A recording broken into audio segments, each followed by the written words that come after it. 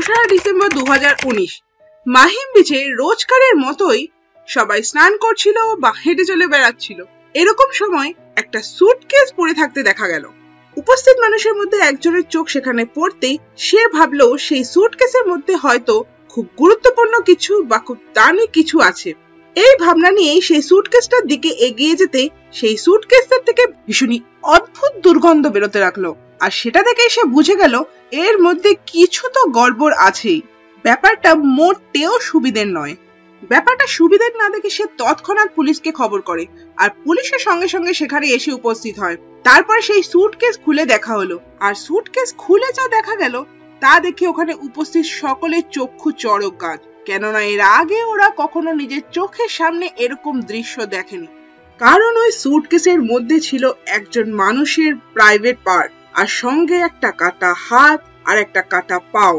এইরকম একটা দৃশ্য দেখে যে কোনো মানুষের পক্ষেই স্বাভাবিক থাকা সম্ভব নয়। আর এই সুটকেসটা সমুদ্রের ঢেউই ভেসে পাড়ে এসেছিল, তাই কোনো রকম পরিচয় বা সূত্র কিছুই পাওয়া যায়নি। পুলিশের জন্য এটা একটা কঠিন কাজ হয়ে দাঁড়িয়েছিল যে এই ব্যক্তিটি কে সেটা খুঁজে বার করা এবং কেই বা এই কাজটা করেছে তার কোনো সূত্র খুঁজে বার করা। পুলিশ যেভাবে এই কেসটা সলভ করে সেটা কোনো থ্রিলার মুভি থেকে কম নয়। তাহলে চলো জেনে নেওয়া যাক আজকের এই কেসটা সম্পর্কে। তো আমরা দেখেছি এই সুটকেসের মধ্যে একটা হাত, একটা পা আর পলিথিনে মোড়া একটা প্রাইভেট পার্ট ছিল। কিন্তু এইটুকুই যথেষ্ট নয় মৃতের সন্ধানের জন্য। কিন্তু এই সুটকেসে এমন একটা জিনিস ছিল যেটা এই পুরো কেসটা সলভ করে দিয়েছিল একাই। আসলে ওই সুটকেসে কিছু জামা কাপড় ছিল, যে জামা কাপড়গুলো রাখা হয়েছিল যাতে সুটকেস থেকে কোনো রকম ভাবে রক্ত বেরিয়ে না আসে। এই জামা কাপড়গুলোর মধ্যে একটা শার্ট, একটা প্যান্ট আর একটা সোয়েটার ছিল।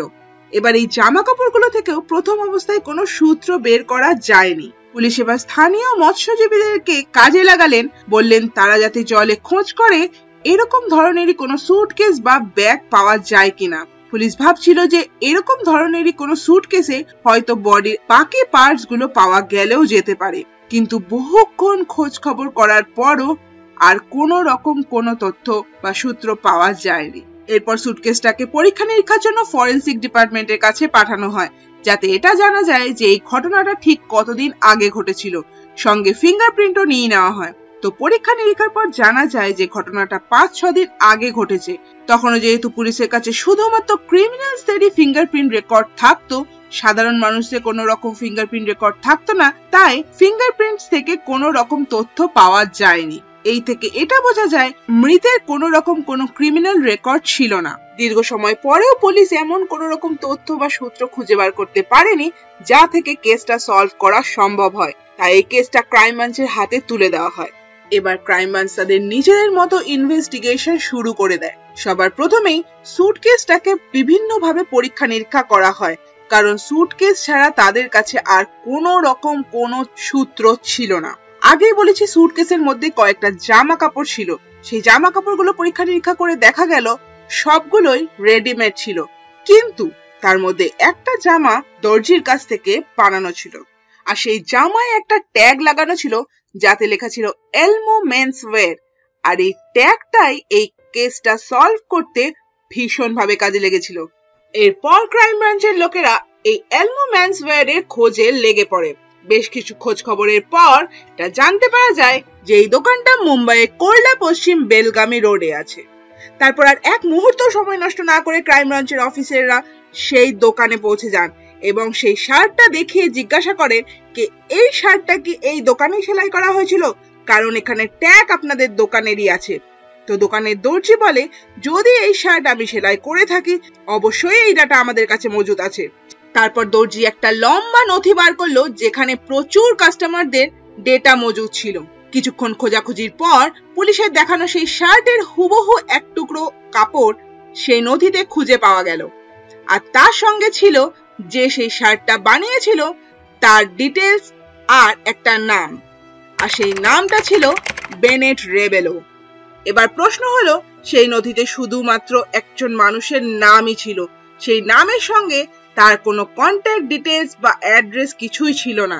তো এখন ক্রাইম ব্রাঞ্চের অফিসারের কাছে শুধুমাত্র সূত্র হিসেবে একটা নাম, আর এই নামের সূত্রে কিভাবে পুরো মুম্বাই শহরে কোনো কাউকে খুঁজে পাবে সেটা একটা বড় প্রশ্নবোধক চিহ্ন হয়ে দাঁড়ালো। তখন অফিসারেরা সোশ্যাল মিডিয়াকেই তাদের খোঁজার মাধ্যম হিসেবে বেছে নিলেন, কারণ এই একটা নামের ভিত্তিতে পুরো মুম্বাই শহরে কোনো একটা মানুষকে সাধারণভাবে খুঁজে বের করা মোটেও সহজসাধ্য কাজ নয়। এই সোশ্যাল মিডিয়ার মধ্যে প্রথমেই তারা ফেসবুককে বেছে নিলেন এবং ফেসবুকে বেনেট রেবেলো সার্চ মারতেই প্রচুর এই নামের প্রোফাইল বেরিয়ে এলো। যাতে কোনোভাবেও কোনো সূত্র অফিসারদের হাত থেকে বেরিয়ে না যায়, তাই প্রত্যেকটা অ্যাকাউন্ট খুঁটিয়ে খুঁটিয়ে দেখা হলো। সেই অ্যাকাউন্টগুলোতে কি কন্টেন্ট দেওয়া হয়েছে, কি ফটো আপলোড করা হয়েছে, তাতে কি কমেন্ট পড়েছে, তারা কোথাকার বাসিন্দা, এই সমস্ত কিছু খুঁটিয়ে খুঁটিয়ে দেখা আমরা ঠিক যতটা সহজ ভাবছি ততটা সহজ একেবারেই ছিল না। একটা পুরো গোটা টিম এই কাজে লেগেছিল।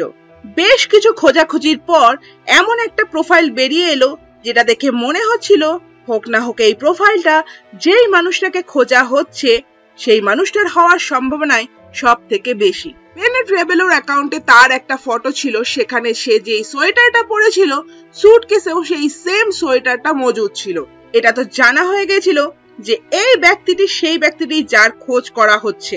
এবার এই প্রোফাইল থেকে এটা জানা যায় যে এই ব্যক্তি একজন মিউজিশিয়ান ছিলেন, যিনি বিভিন্ন মিউজিক ইনস্ট্রুমেন্ট বাজিয়ে তার রোজগার করতেন এবং জীবন চালাতেন। প্রোফাইলটা আরো ভালো করে খুঁজে দেখলে একটা খুব গুরুত্বপূর্ণ তথ্য পাওয়া গেল। সেই ব্যক্তিটি তার প্রোফাইলে তার ভিজিটিং কার্ড আপলোড করে রেখেছিল, যেখান থেকে তার ফোন নাম্বার, অ্যাড্রেস পাওয়া যায়। সেই নাম্বারে কল করতেই সেই মুহূর্তে সেই ফোনটা বন্ধ এলো। এরপর অফিসারেরা আর এক মুহূর্ত সময় নষ্ট না করে সেখানে দেওয়া অ্যাড্রেস অনুযায়ী সান্টা ক্রুজের দিকে রওনা হলেন। কিন্তু সেখানে দেখানো অ্যাড্রেস অনুযায়ী অফিসাররা সেখানে পৌঁছতেই দেখা গেল সেই বাড়িতে তালা ঝুলছে।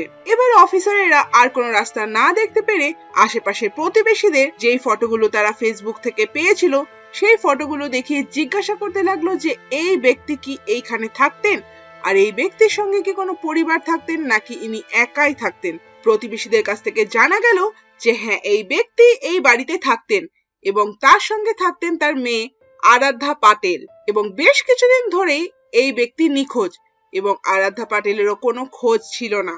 এই পুরো বাড়ি খোঁজ করার পর সেখান থেকে একটা ডায়েরি উদ্ধার করা হয়, আর সেই নোটবুকে লেখা ছিল I am a bad girl. যে আমাকে জায়গা দিয়েছে, আমাকে বড় করে তুলেছে, আমি তাকেই মেরে ফেলেছি। Dad, I am sorry, very very sorry, I am a bad girl.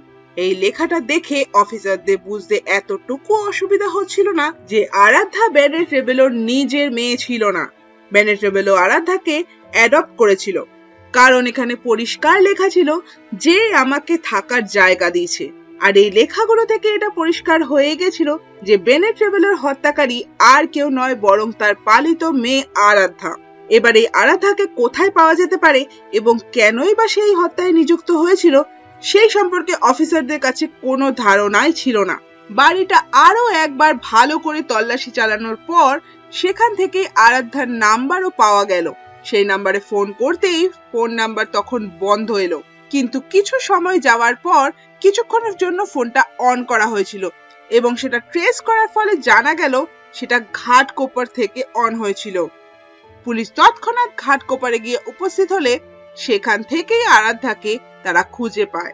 পুলিশকে দেখে আরাধ্যা প্রথম অবস্থায় একটু ঘাবড়ে গেলেও সে নিজেকে সামলে নেয় এবং তাকে যখন জিজ্ঞাসা করা হয় সে এখানে কি করছে এবং তার বাবাই বা কোথায় আছে, তখন সে উত্তর দেয় তার বাবা কিছু মিউজিক্যাল প্রোগ্রামের জন্য দেশের বাইরে গেছেন এবং একা সে থাকতে ভয় পাবে বলে এবং একা সে থাকতে পারবে না বলে এখানে বন্ধুদের সাথে এসে থাকছেন। কিন্তু যখন পুলিশ তাকে সেই নোটবুকটা দেখায় তখন আরাধ্যা বুঝে যায় যে পুলিশের কাছে আর মিথ্যে বলে কোনো লাভ নেই, কারণ পুলিশ সবকিছু আগে থেকেই জেনে গেছে। তাই সে আর কোনো রকম কোনো কথা না বাড়িয়ে সমস্ত কিছু স্বীকার করে নেয়।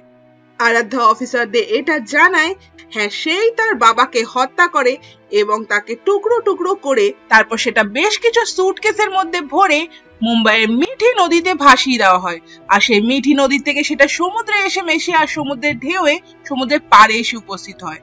এবার আরাধ্যা বলতে শুরু করে যে বেনেট রেবেলো তাকে দত্তক নেয় এবং তাকে ভালোভাবেই মানুষ করছিল এবং তার পড়াশোনাও চালাচ্ছিল, সমস্ত কিছুই ঠিক চলছিল। একটা সময় পর আরাধ্যার একটা ছেলের সঙ্গে পরিচয় হয় প্রথমে তারা নাম্বার এক্সচেঞ্জ করে এবং ধীরে ধীরে তাদের মধ্যে একটা ভালোবাসার সম্পর্ক তৈরি হয় এবং এই সম্পর্কের ভিত্তিতেই জানালো যে তার বাবা তাকে দত্তক নিলেও তাকে শারীরিকভাবে শোষণ করে থাকে। এই কথাটা শোনা মাত্রই আরাধ্যার প্রেমিক তার বাবার উপর প্রচন্ড রেগে যায় এবং আরাধ্যাকে বলে যে তুমি কিভাবে এতদিন ধরে এগুলো সহ্য করে আসছো। এরপর তারা দুজনে মিলে বেনেট রেবেলোকে হত্যা করবার প্ল্যান তৈরি করে। 23শে নভেম্বর 2019 যেদিন তারা প্রথম চেষ্টা করেছিল বেনেট রেবেলোকে হত্যা করার, কিন্তু তারা সফল হয়নি। এরপর 26শে নভেম্বর 2019 যখন বেনেট রেবেলো বাড়িতে ছিল না, তখন আরাধ্যার প্রেমিক বাড়িতেই উপস্থিত ছিল। এরপর বেনেট রেবেলো আসতে আরাধ্যা তার বাবাকে জিজ্ঞাসা করে যে সে কেন তার সঙ্গে এইরকম ব্যবহার করেছেন, কেন তাকে নিজের মেয়ের মতো বাবা হিসেবে বড় করে তোলেননি। এইসব কথা শুনতে শুনতেই বেনেট রেবেলো তার পাশে থাকা একটা গিটার দিয়ে সেই ছেলেটাকে আঘাত করে, কারণ সে জানতো যে তার মেয়ে কোনো সময় আগে কখনো এরকম কোন রকম কথা বলেনি। তাহলে এই ছেলেটার উস্কানিতেই তার মেয়ে আজ তাকে প্রশ্ন করছে। যখন বেনেট রেবেলো আরাধ্যার প্রেমিককে মারছিল, সেই সময় আরাধ্যা পেছন থেকে একটা ভারী লাঠি নিয়ে বেনেট রেবেলোর মাথায় বাড়ি মারে, আর একবার নয় দুইবার নয় বারবার মারে। তাতে বেনেট রেবেলো নিচে পড়ে অজ্ঞান হয়ে যায়। এরপর আরাধ্যা ঘরে থাকা একটা কীটনাশক স্প্রে তার মুখে খালি করে দেয়। তাতেও তাদের সন্দেহ ছিল যে হয়তো সে এখনো বেঁচে আছে, তাই জন্য ঘরে থাকা একটা ছুরি দিয়ে বারবার আঘাত করে তাকে হত্যা করার চেষ্টা করা হয়। এরপর বেনেট রেবেলোকে টেনে হিঁচড়ে বাথরুমের মধ্যে নিয়ে গিয়ে সেখানেই ফেলে রাখা হয় সারা রাত, যাতে তার বাঁচবার আর কোনো রকম কোনো সুযোগ না থাকে। এরপর পরদিন সকালবেলা আরাধ্যা তার প্রেমিক দোকানে গিয়ে সেখান থেকে সুটকেস এবং বড় ছুরি কিনে নিয়ে আসে এবং সেই ছুরি দিয়ে বেনেট রেবেলোকে কেটে টুকরো টুকরো করার চেষ্টা করা হয়। আরাধ্যা এও জানিয়েছে যে সেই ছুরি দিয়ে যেহেতু কাটা যাচ্ছিল না, তাই বারবার ছুরি গরম করে কাটার চেষ্টা করা হয়েছিল। হাত যেহেতু ছুরিতে কাটা যাচ্ছিল না, তাই জন্য হাতুড়ির ব্যবহারও করা হয়। এরপর তারা শরীরের টুকরোগুলোকে সুটকেসের মধ্যে ভরে সুটকেসগুলোকে মিঠি নদীতে ফেলে দেয়। এরপর নদী থেকে সেই সুটকেস ভাসতে ভাসতে সমুদ্র এবং সমুদ্র থেকে সমুদ্রের ঢেউয়ে সেটা পাড়ে এসে উপস্থিত হয়। আরাধ্যার প্রেমিক যেহেতু 16 বছরের ছিল, তাই তাকে জেলে পাঠানো যায় না, তাকে শোধনাগারে পাঠানো হয়েছিল এবং আরাধ্যা যেহেতু প্রাপ্তবয়স্কা ছিল, তাই তাকে জেল হেফাজতে রাখা হয়। এই সুটকেসের মধ্যে যদি সেই জামা কাপড় না থাকতো, তাহলে এই কেসের সুরাহা কোনোভাবেই সম্ভব ছিল না। এই কেসটা থেকে আমরা এটা দেখতে পাই যে পুলিশ যদি চায় তাহলে যে কোনো ভাবে যে কোনো কেসের সমাধান ঠিক করতে পারে। তাহলে আজকের মতো এখানেই শেষ করছি। যদি তোমাদের ভালো লেগে থাকে তাহলে অবশ্যই কমেন্টে জানিও, আর লাইক শেয়ার করতে একদম ভুলবে না। আরো এরকম নতুন ভালো ভিডিও বানানোর জন্য সাবস্ক্রাইব করো।